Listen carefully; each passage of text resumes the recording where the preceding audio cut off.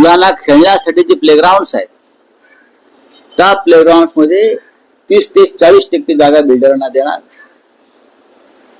Hotels, 5 star hotels, malls, clubs असे निर्माण करणार आणि मग त्यातून हजारो कोटी रुपये जमा करणार आणि ते परत आमदार खासदार विकत घ्यायला लावणार.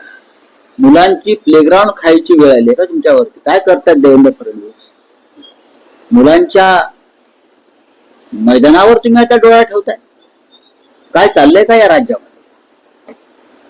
आज तुम्ही मुलांचे प्लेग्राऊंड म्हणजे खेळायची आणि मनोरंजनासाठी राखीव ठेवलेल्या जागा घेताय. म्हणजे आमच्या शिवाजी पार्कला तुम्ही 5 स्टार हॉटेल बांधणार?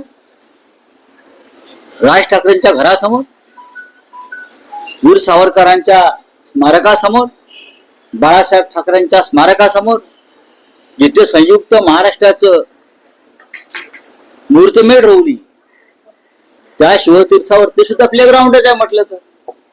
मग तुम्ही एकनाथ शिंदे तिकडल्या 30% जागेवरती कोणत्या 5 स्टारच्या मालकाला कोण त्यांच्या तो ठाण्यातला आहे ना एक बिल्डर, कोणते त्यांचा पार्टनर, काय त्याचं नाव, अशर लोढा यांना तुम्ही शिवतीर्थावरती 30% जागा 5 स्टार हॉटेल देणार आहेत? आझाद मैदान 5 स्टार हॉटेल बांधणार आहात? परळचं कामगार मैदान